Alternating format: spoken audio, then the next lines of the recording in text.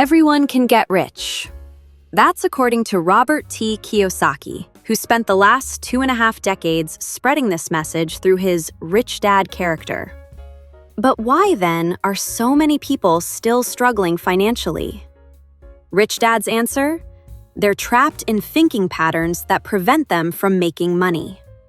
Where entrepreneurs see rewards, they see risk. Where the wealthy see tools, they see hurdles. Success, in other words, is all about your mindset. This summary reveals some of the ideas that made Kiyosaki rich.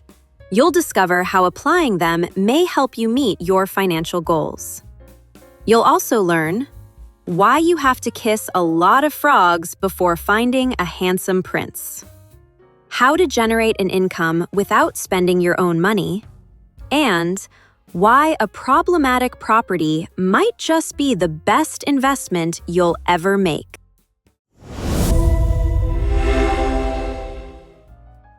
Number 1.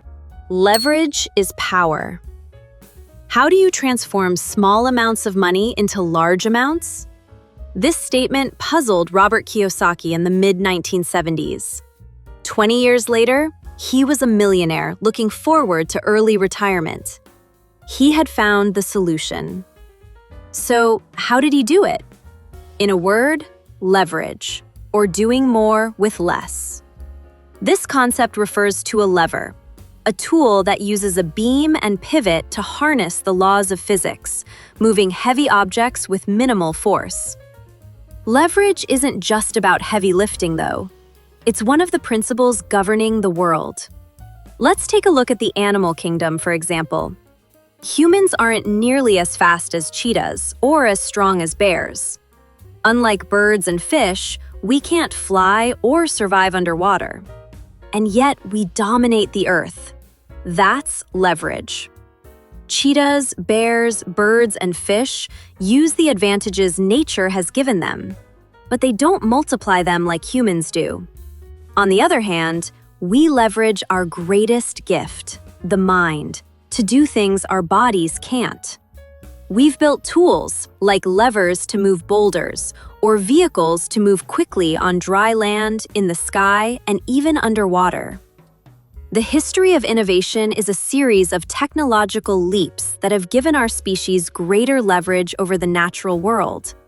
And this leverage has shaped human society.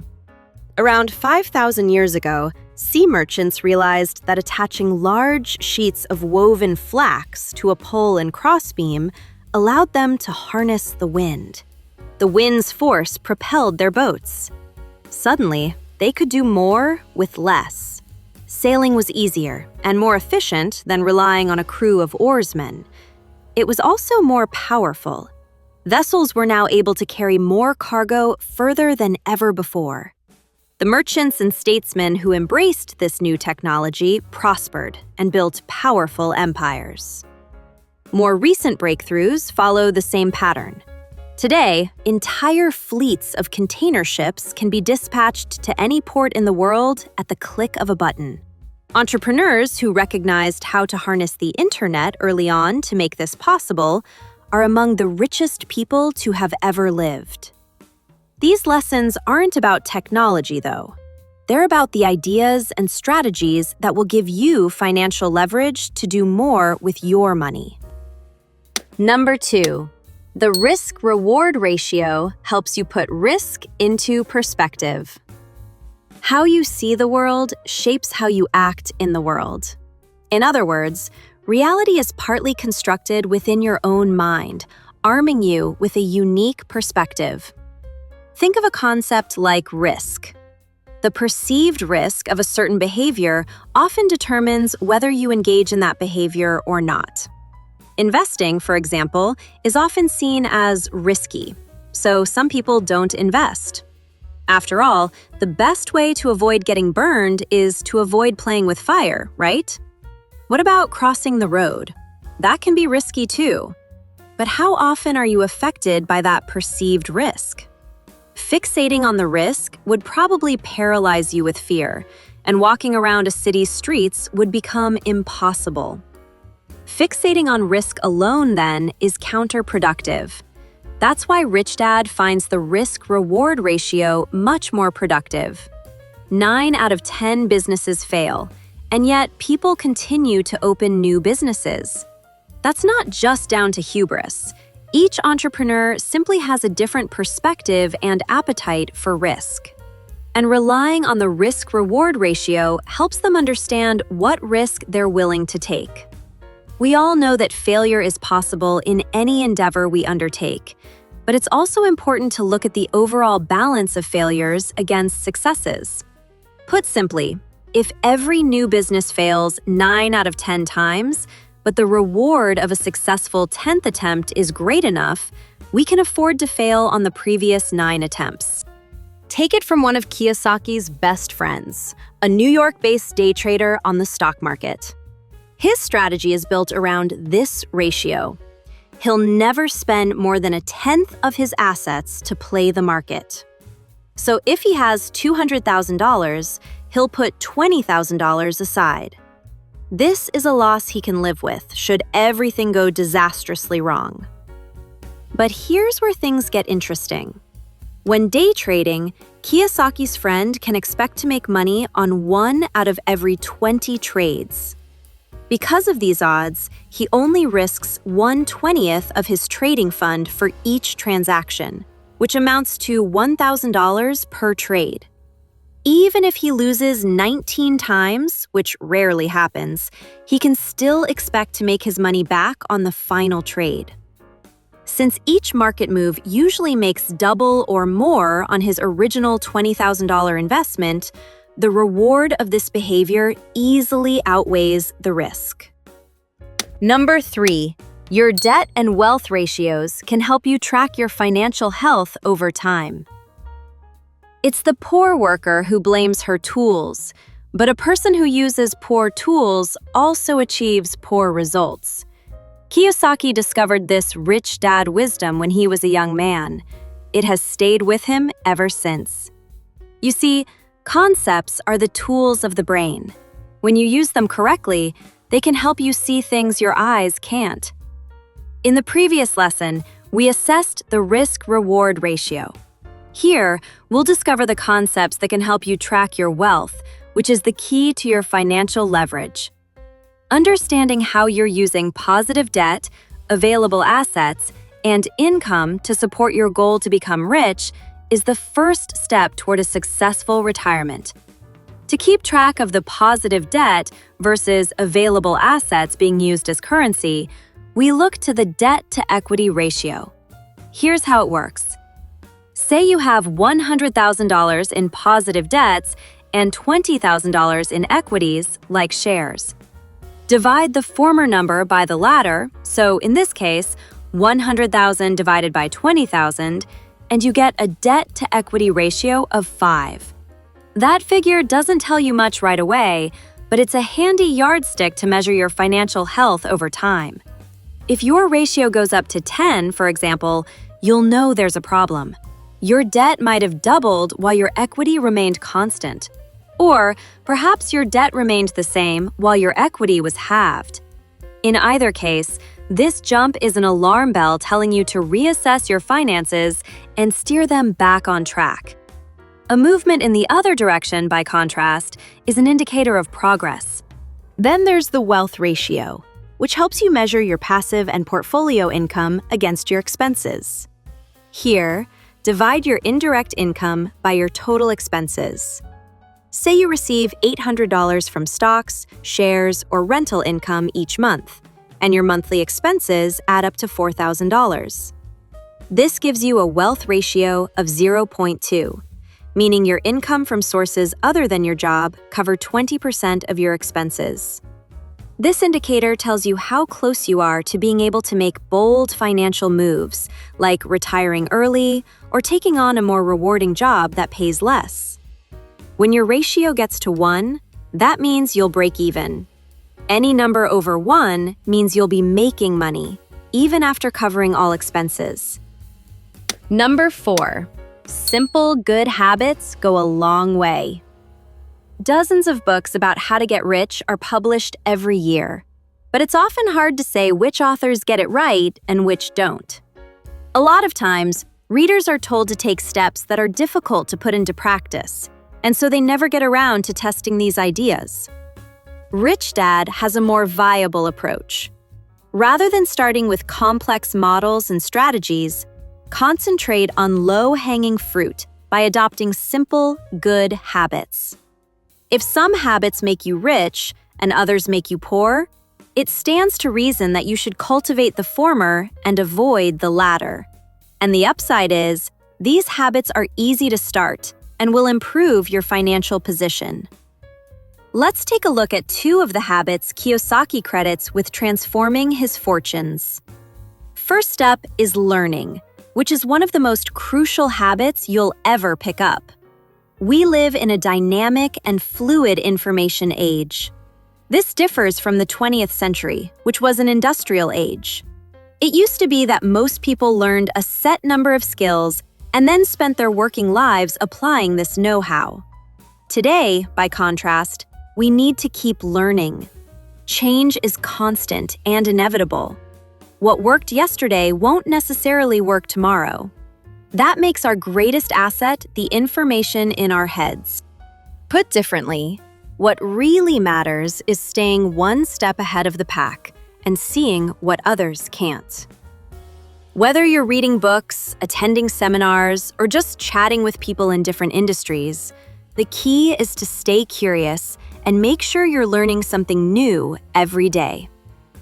Acquiring new knowledge, insights, and ideas is one way of investing in yourself. It also helps you spot opportunities before others do. With all of these opportunities on the horizon, you'll probably need to borrow money, which leads us to the second habit. Rely on a good bookkeeper.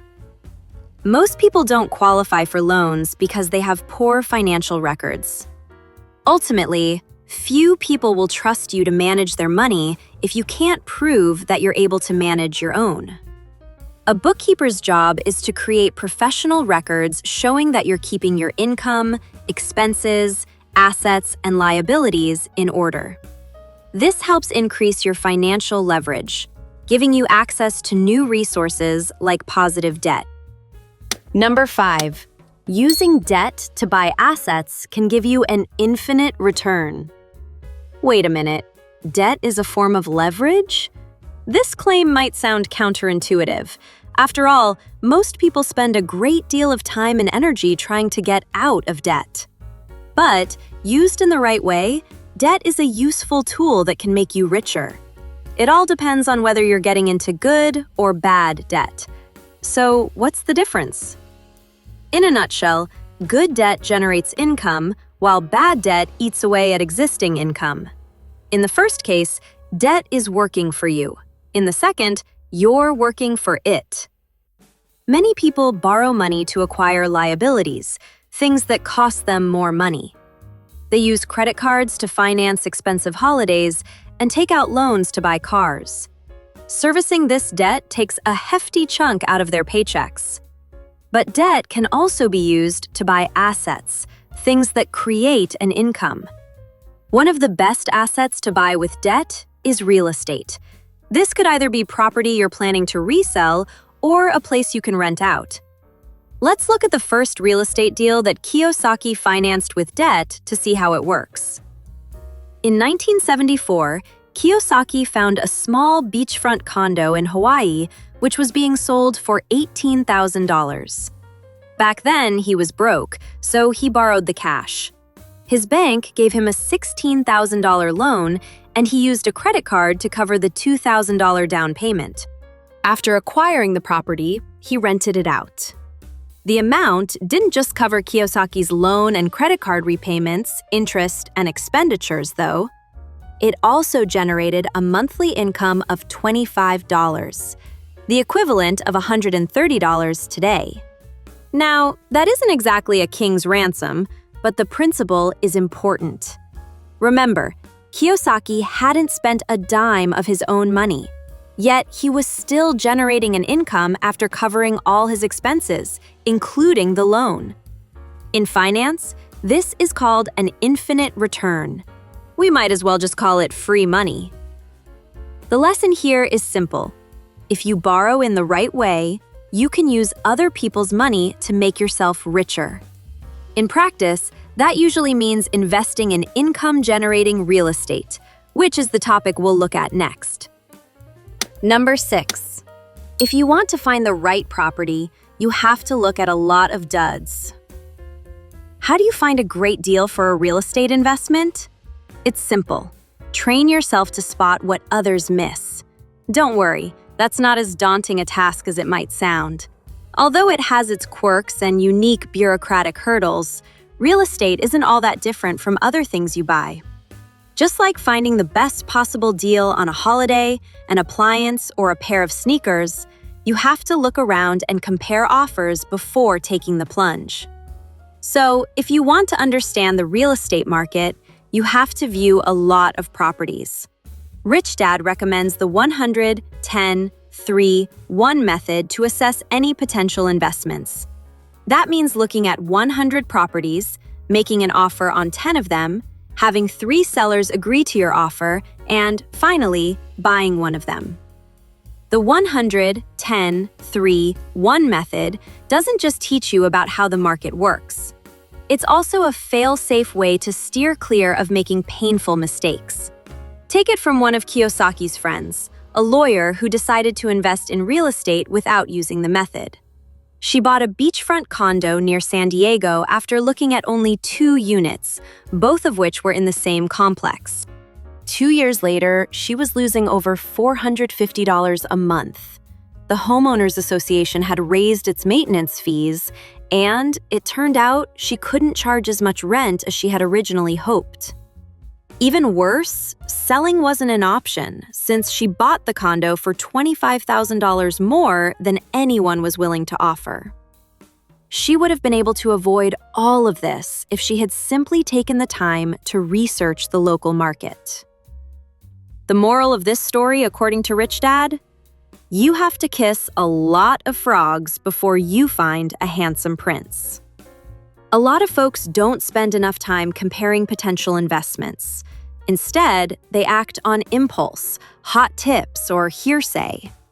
But as we've seen in the case of Kiyosaki's friend, people who don't like kissing frogs often end up settling in an unhappy marriage with the first amphibian they encounter.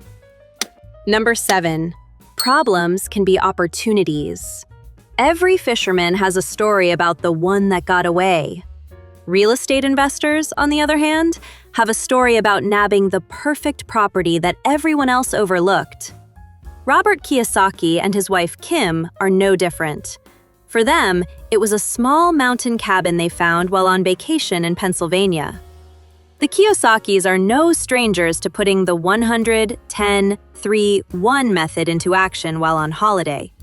You never know where opportunity will hit, and why not see what's up for sale in other towns? This property they found didn't just end up being a cash cow, it also taught them an invaluable lesson about investing in real estate. Just because a property has problems doesn't mean you can't turn those problems into money. When they were on a hiking trip in Pennsylvania in the late 90s, the Kiyosakis visited a local realtor's office to see what homes were for sale. Only one property caught their attention, a rundown cabin with 15 acres of land listed for the unusually low asking price of $43,000. Why was the cabin so cheap? The property's well didn't produce enough water to sustain full-time occupants. Undeterred, the Kiyosakis took a look for themselves. After poking around, they consulted a well expert. It turned out that the well did provide enough water. The actual issue was that the amount of water it produced depended on the time of year. Some months got a lot less than others.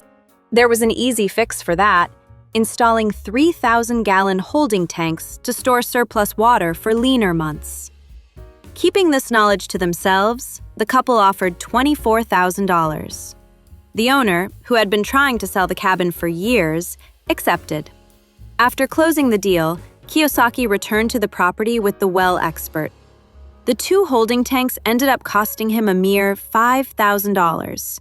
A month after the installation, the Kiyosakis put the cabin, which now came with enough water to meet an entire family's annual needs, up for sale.